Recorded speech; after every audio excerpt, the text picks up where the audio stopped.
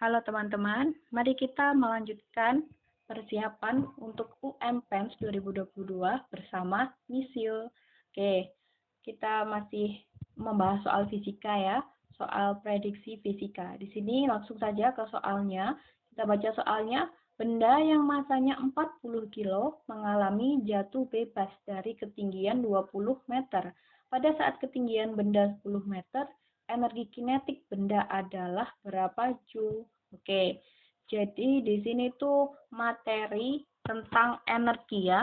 Nah, coba sebelumnya ada energi apa saja sih yang kita ketahui? Nah, di sini ada EP ya, energi potensial. Energi potensial itu dimiliki oleh benda yang punya ketinggian. Kenapa hanya yang punya ketinggian? Karena perumusannya adalah massa dikali gravitasi, kecepatan gravitasi ya, dikali ketinggian. Ketinggiannya. Maka tadi saya bilang kalau EP adalah energi yang dimiliki oleh benda yang punya ketinggian gitu. Contoh misalkan apel ya, pohon apel yang jatuh dari atas atau kelapa. Nah kalau jatuh dia punya energi kan, nah itu energi potensial seperti itu. Nah selanjutnya juga ada energi kinetik. Kalau energi kinetik itu adalah energi yang dimiliki oleh benda yang bergerak. Kenapa benda yang bergerak? Kalau misalkan benda yang punya ketinggian terus bergerak berarti dia punya EP dan punya EK. Jadi saya ulangi lagi, EK adalah energi yang dimiliki oleh benda yang bergerak karena berdasarkan rumusannya EK adalah setengah dikali massa dikali V kuadrat gitu. Nah, kalau misalkan suatu benda tidak bergerak berarti EK-nya 0 karena apa? Karena kecepatannya 0 gitu. Begitu juga dengan benda yang tidak punya ketinggian, maka EP-nya 0 karena hanya ada di permukaan tanah atau tingginya 0 gitu ya, 0 satuan panjang, satuan tinggi seperti itu. Oke. Nah, selain ada EP dan EK, ada EM. Apa itu EM? EM adalah energi mekanik. Energi mekanik tadi ya, sempat saya singgung, dia dimiliki oleh benda yang bergerak dan punya ketinggian. Jadi EM adalah penjumlahan dari EP ditambah EK. Oke, sampai sini jelas ya. Nah, langsung saja kita ke soal. Coba di soalnya kita analisis dulu. Di sini diketahui apa saja? Ada massa 40 kilo ya, langsung diketahui massanya 40 kilo. Terus mengalami jatuh bebas dari ketinggian 20 meter. Nah, jadi ada H saat 20 meter dan H saat 10 meter gitu. Coba kalau misalkan kita gambarkan, itu seperti ini ya. Misalkan ini permukaan tanahnya. Nah, terus ini itu 20 meter ya. Ini 20 meter. Terus setengahnya berarti ya. Setengahnya di sini 10 meter. Oke, seperti ini. Kalau di ceritanya tadi, awal mulanya itu benda. Benda itu ada di posisi atas. Misalkan kita kasih posisi 1 ya. Nah, posisi 1 tingginya yaitu 20 meter di atas permukaan tanah gitu. Bendanya sama ya, yaitu masanya sama-sama 40 kilo gitu. Misalkan kayak kita menjatuhkan menjatuhkan buah kelapa dari atas pohon kayak gitu ya, atau menjatuhkan bola dari atas rumah, atas genteng dan sebagainya. Nah, bendanya ini di posisi 1, kita anggap posisi 1 sebagai tinggi 20 meter di atas permukaan tanah, dan posisi 2 di sini yaitu dengan tinggi 10 meter di atas permukaan tanah ya. Nah, coba saya tanya, kalau misalkan suatu benda ada di posisi 1, posisi pertama, posisi awal 1 ini, dia punya EP nggak?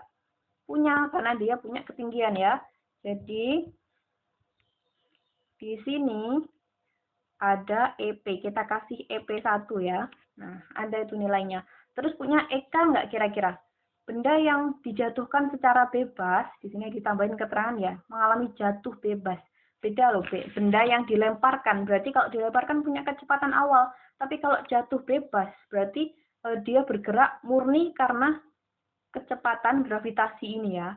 Nah, jadi untuk EK atau benda yang jatuh bebas itu EK-nya 0. Nah, di sini tadi karena posisi 1 kita kasih EK1 ya. EK1 sama dengan 0. Kenapa 0? Karena saat benda jatuh bebas itu, benda jatuh bebas tidak mempunyai kecepatan awal gitu. Ini 0 ya. Oke. Terus posisi 1 sudah. Untuk posisi 2, di sini apakah posisi 2 punya EP? Punya. Dia kan ada ketinggian ya, ini ya 10 meter. Apakah dia punya EK?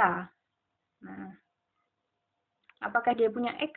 Berbeda ya antara posisi awal dan posisi kedua. Kalau posisi awal, dia dijatuhkan bebas, jatuh bebas gitu, dibiarin kayak dilepasin. Nanti kan karena gravitasi dia kan turunnya ke bawah ya, tarikan dari percepatan gravitasi.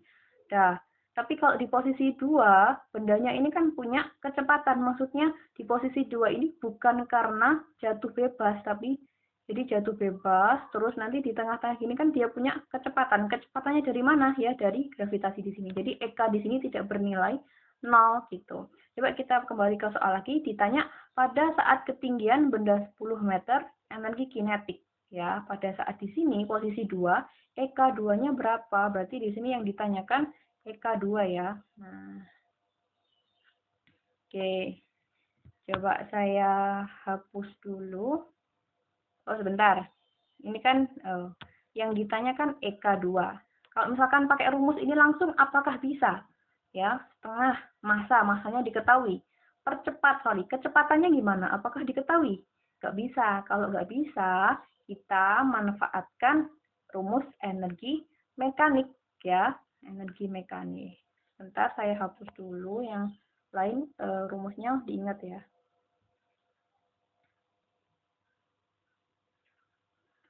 Nah, karena ditanyakan EK, energi kinetik. Cuma kalau kita pakai rumus EK murni, kurang memadai karena tidak diketahui kecepatan. Maka kita manfaatkan rumus hukum kekekalan energi mekanik. Maksudnya apa?